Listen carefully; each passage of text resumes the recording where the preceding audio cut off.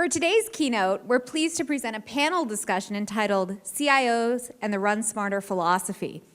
It will be moderated by Kimberly Samuelson, our Director of Government Marketing. Kimberly? Great organizations, like authors of great books, have to manage the cadence of what they do.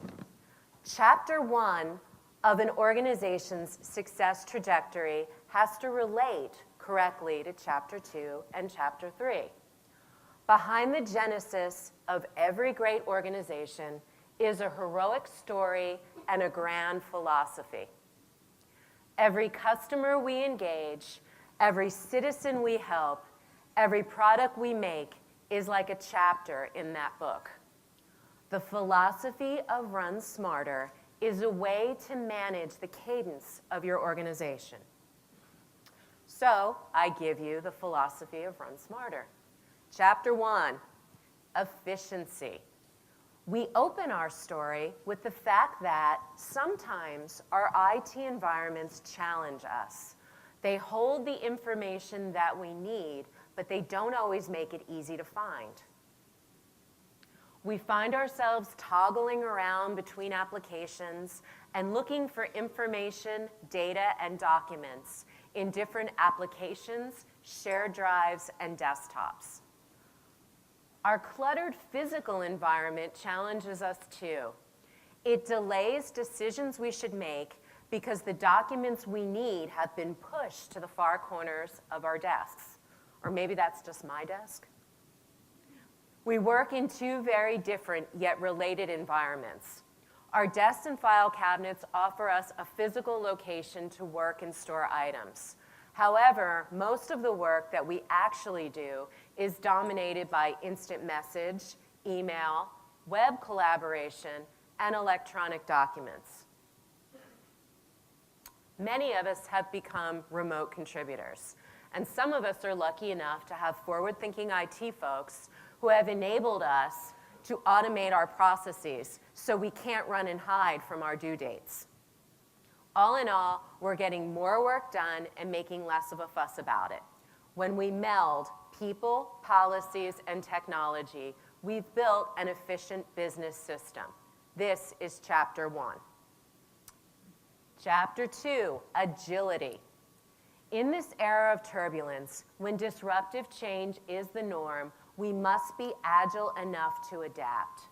This is the dramatic tension in our tale. There are a lot of variables here, disasters, even a crisis. New mandates, same thing. Regulations, lawsuits. If we adapt technology with agility and governance baked in, we can keep our organization on a trajectory toward a favorable direction, and the resolution of our climax will be a good and sustainable one. But our organizational story doesn't end here, or at least I hope not. So, Chapter 3, any guesses what's going to happen to our organization? World domination. World domination, that's good. Anybody else? Progress, world domination, yes. Our denouement is innovation. Innovation. What a gorgeous and important word. Sometimes a bit overused. Innovation is in the eye of the beholder. So, what does innovation look like, and how can we approach it? Innovation is, to quote Jarob, who will be up here in a few minutes, user-centric and considers applications as part of process and integrations as activities. Think about that for a minute. That's pretty smart stuff. Smart guy, Jared. Innovation is in the domain of the organization that adapts ECM technology. True ECM innovation is grounded in how these systems are deployed and the business process improvements they help us unleash. So, how does the philosophy of Run Smarter work in the real world? We're going to find out. Last year, we were joined by Karen Skipworth of Collin County, and she shared with us some of her perspectives. This year, we're lucky enough to be joined by two CIOs, one from the financial industry and one from the public sector. So, Without further ado, I'd like to introduce Gary Ives, SVP CIO of Technology for Pulte Financial Services. Gary?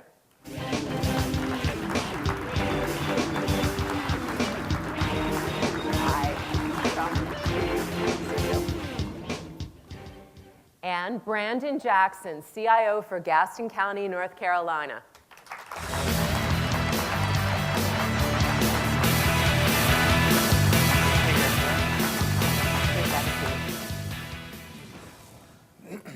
Gentlemen, thanks for joining me today. Very much appreciate it. So let's start right off. Start with you, Brandon. So what does running smarter mean within your organization? So within Gaston County, running smarter in the simplest terms means looking for inefficient processes and taking a look at those, reviewing them and re-engineering them. 5-6 years ago, Gaston County was making little to no use of ECM. Everything was very, very paper-based, very, very manual process. So really we had to kind of take 2 steps to it. The first was really to learn how to operate without paper, how to convert paper to something digitized. And that sounds easy, it seems simple, but when you have folks that have been working with paper, they kind of cling to it. It's like, well, what am I going to do without my paper? What am I going to do without my signatures? You should see my desk. So that was really kind of the first thing that we needed to look at, kind of the human change element. And then the second phase was looking at those processes, and both processes that were still a little bit paper driven, and even those where we had made those successful conversions from paper to electronic, and look at better ways of doing things, looking at automating those workflows. Interesting. Gary, how about you? Yeah, we're a mortgage company, and as a mortgage company, we have a very big centralized operation. It's sort of important to understand the context here. We serve customers in 35 states, but we're centralized in Denver. So if you visited a local mortgage company or seen the mortgage department of a bank, you see 5 or 10 people in cubicles processing loans. Our operation is a scaled-up version of that. Picture 300 people doing that, and picture 3,000 loans in process at once. Brandon, you had mentioned paper, and you should see how much paper used to be in our organization. Aren't the applications like this? Exactly, yeah. We'll talk about that. It starts out, we start collecting paper on, if you've ever applied for a loan, you know how much they're asking you for in terms of bank statements and pay stubs. By the time we get done, we've got a 5-inch file on each one of you. So it's pretty dramatic. As we look about kind of our Run Smarter opportunity, the first thing that comes to mind is process efficiency, because that paper it's sort of an albatross around your neck. You just can't get more efficient at some point as long as you're strapped to that paper. In our business, it's very hard to differentiate yourself. Home loans are a bit of a commodity. All of us, all mortgage companies basically sell the same products and have to collect the same type of information, go through the same process. So it's tough to get a leg up on the competition. Anything you can do to make it more efficient. So you're using technology to kind of give you that competitive advantage. Exactly. It's really where ECM comes in for us. As soon as we could get rid of that paper in the process, it opened up the door for process efficiency. The other big topic when we talk about running smarter is this idea of agility. You hit the nail on the head in your opening. In the mortgage business, we're a little bit in the eye of the storm of the financial crisis, and you can imagine that our regulatory environment is going through sweeping changes. So we have to be able to react fast, and almost weekly we get new regulatory requirements to collect different types of documentation on our customers, to collect additional documents and validations from appraisers and title companies. It gets very complicated, and we have to change very quickly. So, and we have to prove that we did it. So we have to be able to audit sort of everything we've done in the mortgage life cycle. Again, the key to running smarter in the idea of agility, and especially these regulatory requirements, was all around ECM for us. Great.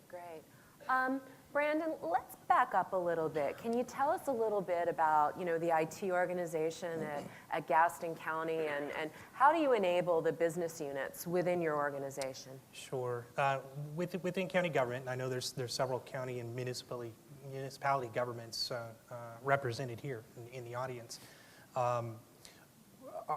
IT support of those organizations is pretty different. In our case, we have 35 identifiable departments that we support, and almost every single one of them is a different type of business. So is it a shared service model? It is a shared service model. We are a centralized IT organization. But we're supporting completely, totally different lines of business. Everything from a public health department, which is, you could look at that as anything from a large doctor's office to a small urgent care center, to tax collections, everybody's favorite, right? To traditional functions such as HR, payroll, finance, but in social services and public safety. They're all very, very, very unique, very different types of business. So all of their business requirements are very, very different, widely varied. In terms of how we, as IT enabler, it's interesting. When you look at small to medium organizations, IT is often looked at as overhead, and the guys and the gals that come and fix my PC when it's broke. Okay, one of the things that we've tried to do, we've worked very hard on, is putting Gaston County IT in a position where we're viewed as a partner, a business partner for those departments, for those individual lines of business. Putting together like a governance committee, sort of? To a degree. We meet regularly with all the department heads, both individually and as a whole, so all of them kind of understand what's going on organization-wide. And really there's kind of two different situations that we run into. In some circumstances, we'll have a department that comes to us with this wonderful new technology solution that they've found. Been sold. That solves a business problem sometimes that they didn't even know they had. It's kind of fun. But we take those, we still view that as an opportunity, even though it's that department, kind of pushing to us, saying, we found this and we like it and we want to implement it. We sit down with them and we start asking the questions. Okay, well, talk to us a little bit about what this product does first. That's where their interest lies. Then from there we say, okay, let's talk about the business problem that you're solving. And from that point, we start asking questions. And when we start probing and getting into those questions and finding out what the real underlying business operation does, and what the problems are, it's then that we run into, the phrase that we run into probably more often than anything else is, oh, well, we didn't think about that.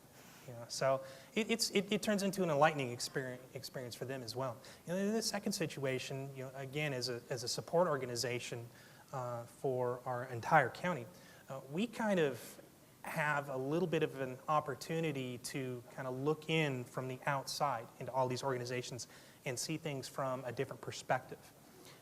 So there are things that they've lived with and they don't think of as problematic per se, just because they've lived with those for so long. We can come in and start asking questions about those business processes, and again say, well, we didn't really think about that. We didn't even really realize that there was an opportunity to do things a different way. Great answer. Gary, how about you? How do you enable the business units within your organization? Yeah, that's a great question. We have probably 40 different systems that support a variety of the functions within mortgage, all the HR and accounting functions, certainly. But our strategic focus is all in that area of operations where we're actually building mortgage loans. And we have always had some key big systems in that area that have to be integrated and work together. A loan origination system, for instance, which prints closing documents. We have an enterprise-wide workflow system. We had that in place even before we adopted Laserfiche. But we never had captured the paper. The paper loan file that we created was not in a system. So paper was siloed from data in terms of putting compiling the loans. Exactly. And as an IT person, when I got promoted to my job, it made me very uncomfortable that a core asset, information asset of this paper, simply, I couldn't protect it. I couldn't tell an auditor what was in it. I couldn't ensure that we were collecting all the right things. If our building burned down, the paper burned with it. So it made me very uncomfortable. And I'll tell you a story. I was talking to a processor once, and she said, you know, Gary, if all of your systems go down, I kind of don't care. I can take the paper loan file and my cell phone, go to the car. I could do my job in my car with the cell phone and the paper file. In some ways, that made me feel comfortable. But in some ways, it made me feel somewhat inadequate, right? Because this was clearly an important part of our business. And we just didn't have control of it. So for us, this last year, we finished our final step of making that loan file electronic, enabling it in Laserfiche. It very much mirrors the old paper loan file, but the paper's gone. So this isn't a situation where we wait until the end and then we scan it in and save it for archive. We start with an electronic file and we build it as we go. Paper never hits the desk. That's the idea. So you've mirrored your paper process electronically. Yeah, basically. Although I would tell you the benefits that we've seen came out of the woodwork. It was amazing to me to see how much time is spent simply dealing with paper. As a loan file would traverse our process from an underwriter to a processor to a closer, the first thing, for instance, every one of them would do is open up that file and start thumbing through all that paper and make sure it was all in the right order, make sure everything was signed, make sure. And half an hour, maybe 6 or 7 times during the whole process. So it was just a time sucker. So as we made it electronic, that was done. You never had to do that again. So we saw benefits, just process efficiency benefits, just come out of the woodwork. So. You started to tell us a story about what I think was going toward disaster recovery. You kind of almost had an incident recently. Yeah. Yes. Yeah. Well, because we're centralized in Denver, we have a common problem where we'll have big snowstorms and have to shut down the operation. And I can tell you that a person buying a house in Florida cannot understand why we have to delay their closing. Oh, sure. Because we've had a snowstorm in Denver. So we have a dramatic inclement weather plan. Last year, before we had Laserfiche in place, our inclement weather plan actually went like this. We'd watch the weather forecast. If it looked like we were going to have to close the building the next day, we'd scoop up all the loan files that we're closing in the next couple of days. We'd take them to a hotel. Oh my gosh. We'd take a bunch of our key processors and closers and loan counselors. We'd put them up in that hotel. We'd set up a room with computers and printers, and we'd ask them to stay there until the snowstorm passed and process our loans. So you held them hostage. Yeah, we thought it was brilliant at the time. Now that we're fully enabled, and every loan file that goes through our shop is electronic.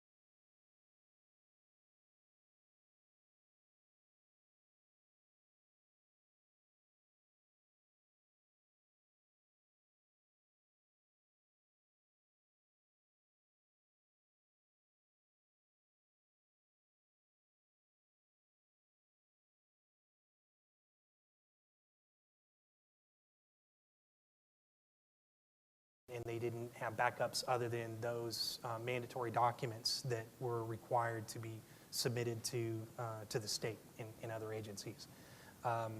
So that was, I mean, that's not, I guess that's not a disaster recovery story, is it? That's a disaster story. But it's a situation like that just kind of reinforces the importance of having either other media as a backup to paper.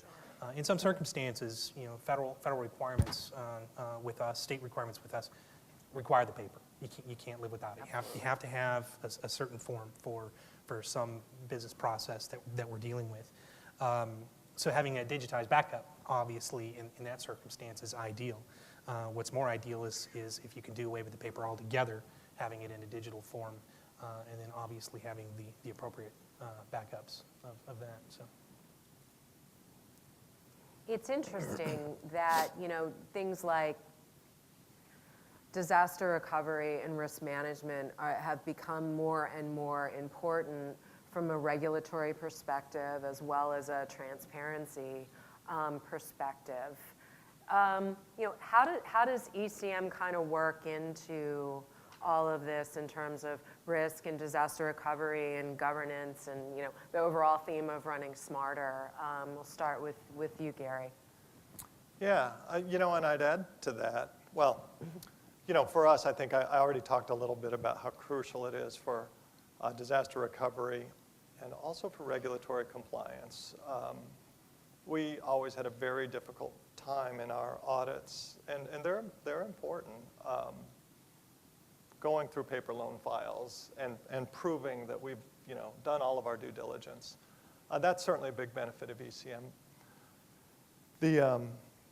But it's funny, as much of a regulatory environment as we come from, I would say that we're most excited about some of the things that we can now do, now that albatross is not around our neck anymore. For instance, we have a ECM project slated for this coming year where we call it OneView, but basically we're setting up a collaborative website between us, the mortgage company, our title company, and our home builder to be able to transfer documents in real time and post the most current document needed for a closing. There's 3 companies that come together right at the end of a closing, and if it's not perfectly coordinated, something could go wrong. There's always been document versioning problems historically in that space. So now that we have all of our documentation in Laserfish, we're actually able to have this collaborative website where all 3 companies, in the interest of the customer, can make sure that we're looking at the same thing. We have the most current version of the documentation, and our goal is to make that closing smooth as silk every time. And I got to tell you, ECM has really enabled that vision. So as much as it's important for the regulatory environment, we're more excited about the business benefits that we can now, the new sort of horizon for automation in our space. I'll bet the 3 companies that you're working with that kind of put that together are excited about that too, huh? Yeah, well, ironically, it's all subsidiaries within the Pulte group. So we all made sure that we have our plans in place to work together, but we are all very excited. How about you, Brandon? I mean, FOIA is such kind of an issue within government, making information available publicly, municipalities sharing information with each other, with counties, the like. Can you share kind of how ECM fits into that for you? Absolutely. We started working with ECM pretty heavily in Laserfish in particular in 2007. So we're still what I would consider pretty recent adopters of the technology. And we've really tried to develop a strategic plan. Now, unfortunately, I'd have to throw the strategic plan kind of out the window as of yesterday. Andrew and Jarob's presentation, demonstration of this new technology, in particular this whole auxiliary brain thing. Our plans go out the window. We've got to start from square one now. So. You're all going to be wearing sunglasses, right? No. Seriously, though, one of the things that our departments look at is more and more exchange of information back and forth between themselves. A lot of our departments have their own proprietary applications and systems that they're using to get their jobs done. And in many circumstances, other departments in other areas that may benefit from that data don't have access to it. And it's one of the things that we look at ECM and Laserfish to assist us with. ECM in and of itself is great and it's wonderful, and some of these other applications that we run really do a lot towards getting the job done. But I guess one of the holy grails that we look for, so to speak, is the combination, the merging of those applications. In many circumstances, you can take a top-notch application that's really doing the job well, combine that with ECM that in and of its own right is doing a great job, and make them both better with that merge, with that exchange of information. So that's kind of one of the things that we look at.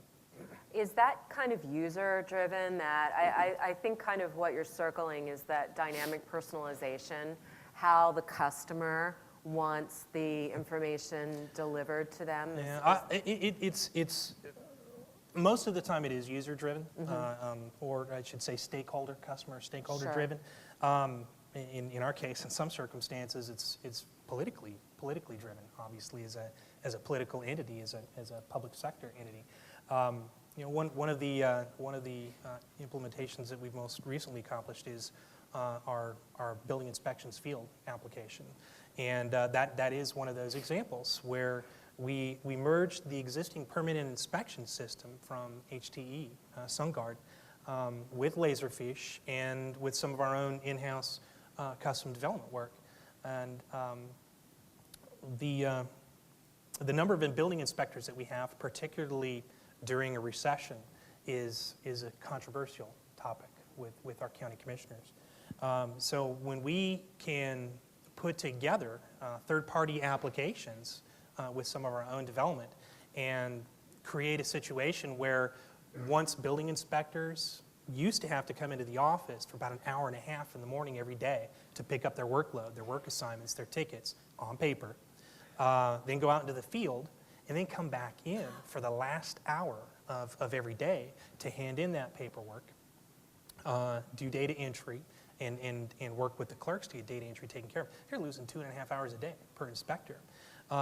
With what we've been able to accomplish with Laserfish, SunGuard, and our own development, those same building inspectors come into the office once a week, 1 hour. They get their workload real time from the ultra-mobile PCs, the tablet PCs that we've given them, and the application that we've given them. And then their results are also posted real time to the web. And Laserfish has certainly helped us with that. Now building contractors get real-time access to the results of their inspections that are made back to them. It's probably saved the county somewhere under $100,000 a year in travel costs and in staffing requirements. I mean, you think about that, 2.5 hours out of an 8-hour day. I mean, that's pretty significant savings. So it sounds like you're developing a lot of this technology around, protecting revenue and generating revenue in terms of the business that the county does. Yes? Absolutely. Yeah. Gary, you were talking at breakfast a little bit about your shop and kind of how you like to develop internally. Can you share with us with that in terms of how you see ECM as kind of infrastructure and core into your development methodology? Yeah, we have kind of a fully capable development team and development environment. We have a fairly not large IT department, but we have all the disciplines. How many people do you support? You had 65, I think we have about 65 in our department total. So that includes developers and business analysts, project managers. We have the full kind of spectrum of skills that you need to do big development projects. And how many staff does your IT organization Is about support? 65. Okay. Yeah. And how many do we support? Yeah. Oh, probably 800. 800, okay. It was very important for us that we weren't purchasing just another kind of standalone, siloed, closed application, because this was going to be integrated into all of our systems. We have a very active customer website that needs to be able to talk to Laserfish. We have an enterprise workflow that needs to be able to talk to Laserfish. Tell us about the website. That's interesting. I didn't know that. Yeah. Because we're very centralized in Denver. We're usually not face-to-face with our customers. We want to be available and convenient all the time. So we have a full-featured and very secure website. You log on, and more our customers are demanding just clear visibility into our process And what we want to be able to do next with ECM is to really enable them to upload documents directly to our website, which then would get directly filed into our electronic loan file. We also are starting to publish documents to them. So when they need disclosure documents, we'll put it on the website. So the interoperability, the openness of Laserfish and us being able to, develop real-time integration is very key to us in order to, continue to take advantages of business. So you're really looking to push that thin client, push-pull of absolutely. of technology, but you've still got to worry about security. I mean, you're talking social security numbers, income information. That's huge. You're kind of stressing me out here a little bit. It's true. We have the most personal and private financial information on our customers, and an enormous responsibility to protect it. So we take that very seriously. We actually consider storing it electronically and being able to protect it electronically safer than paper. Everything we do, and you bring up an interesting dynamic in our business, because the whole process is all about reaching out to other companies or to the customer and exchanging data and documents, whether it's a title company, whether it's an appraiser, whether it's the customer. And so we're trying to make that as seamless as possible, but we have this bar, this hurdle of security. So we're trying to walk that line. And again, key to it is that for us, Laserfish isn't just a siloed application. It's very integrated, and the systems are talking to each other. So it had to be open. We had to be able to develop with it. We're very pleased with its ability. So you're seeing your technology you own as kind of a portfolio, not just as kind of these individual smokestacks. Yeah, absolutely. And we would draw ECM as kind of one of the layers, one of the foundational layers in that suite. Right. Oh, you read the brochure. Brandon, e-government is certainly something that people have been talking about, 10, 15 years now. Where do you see ECM kind of playing a part in that? Very, very important role. And it was probably about a year after I first came on board with Gaston County, about 5 years ago. Our county commissioners actually passed a resolution saying we'll start using e-government. Never really defined what that meant. I was going to say, what does that mean? Exactly. And pretty much they left it upon the departments and information technology in particular to again start looking at their processes, look at what we're doing, and in one specific area, look for those face-to-face transactions that you could possibly eliminate. Such as? For example. People who would be looking at parcels of land, for example, for subdivision.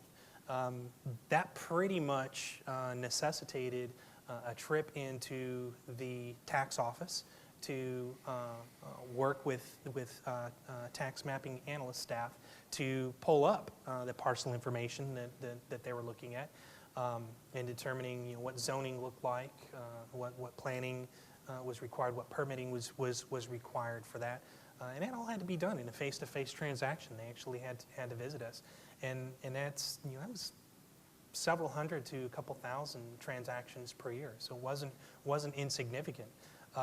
We've made all of our GIS data and our tax data available to the public on our website now. So that's one example where we've undertaken some e-government initiative.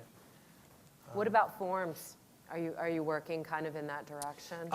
We are to a degree, probably not as much as we should. And we're doing more of that now, probably in our social services department. Sure. We're using Laserfish as the underlying platform, but we also have another business partner in Northwoods Consulting, that specializes in social services applications. And they've stepped in with their expertise and basically a full-blown third-party application that sits on top of Laserfish that has helped us do a ton of forms automation. probably one of the best situations, best scenarios, the nutrition's application, what people traditionally understand as a food stamps application. It's like a 32-page form. It's like a 32-page document, and the repetition of information from page to page to page can be monotonous. Up until a year and a half ago, we had clients sitting at a desk face to face with us, filling in that application by hand. And it was a frustrating experience to them. I mean, it took a long time to go through that application process. There a lot of questions being asked multiple times while they were filling out that form. With Northwoods and Laserfish, that's become an electronic form process.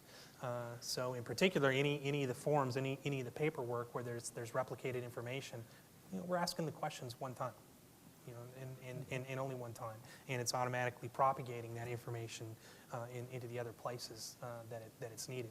Not only that, within our social services department, you think of as one department, but really it's comprised of about 12 or 13 different agencies that provide human services to Gaston County citizens.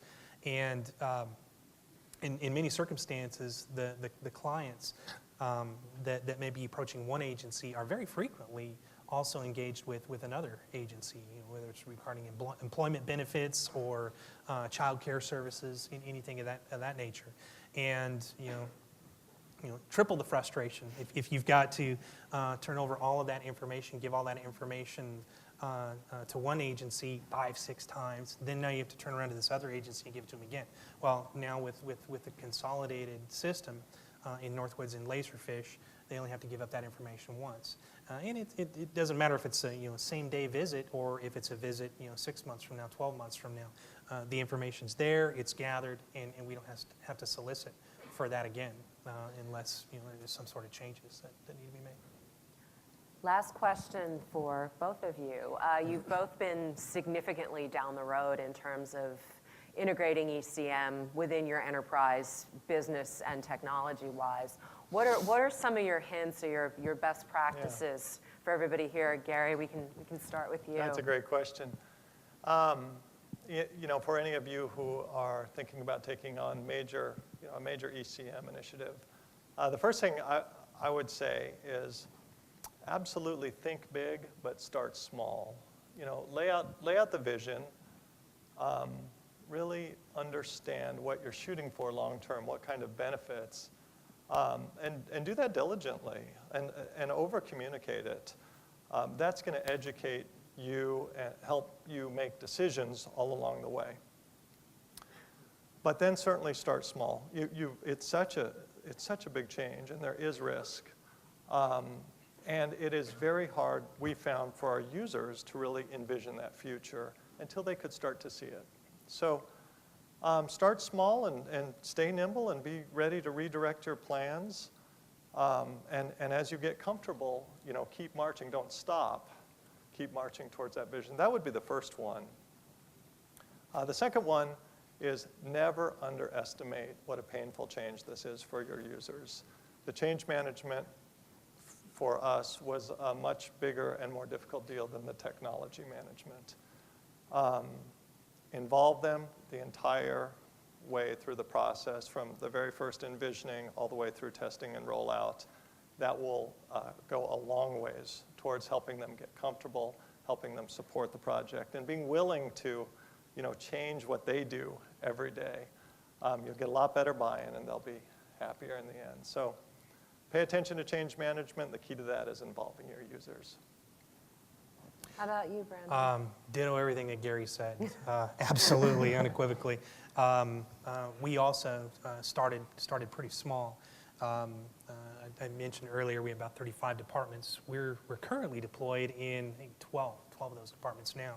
But we did start small, and I think we've got somewhere between 35 and 40 record sets at this point. But we did start small. In that first year, we picked on 4 departments that were pretty eager, had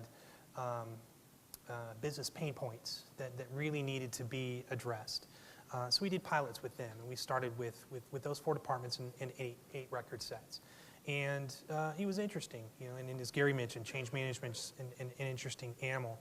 We had departments that we had approached, several departments that we had approached for this pilot program, and some of them were a little bit resistant to that change.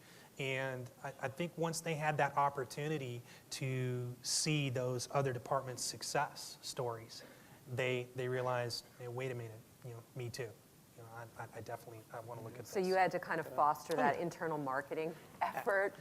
Absolutely. I had no idea marketing was part of my job description. Yeah, it's part of every CIO's That warms my job heart. description. So, the second thing I think is very important is, in our case, we didn't have a lot of internal expertise.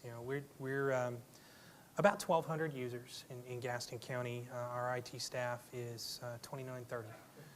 And we do have some in-house application development expertise, but we didn't have any Laserfish expertise at the time. It's important to, it's very easy to try to reinvent the wheel yourself. And we knew going in that was not the right thing to do. So it was pre-planned and preordained, so to speak. We picked business partners that we knew were solid, that had a performance history, either with our neighbors or other customers. Picking your partners to work with, your technology vendors, is very important. We're very lucky to have OneSource. Laserfish Reseller is one of our partners, and I can't say enough about the great job that they do for us. And Northwoods Consulting, as I mentioned earlier, for social services. The third thing is, I can't stress how important it is, not only to do the planning and figure out, lay out, what you want to do, what you want to accomplish long term, but even within specific initiatives, specific projects. Doing as much research, talk to the user, get the user requirements, do business process mapping, document. I'm from an information technology standpoint, my background is software engineering. So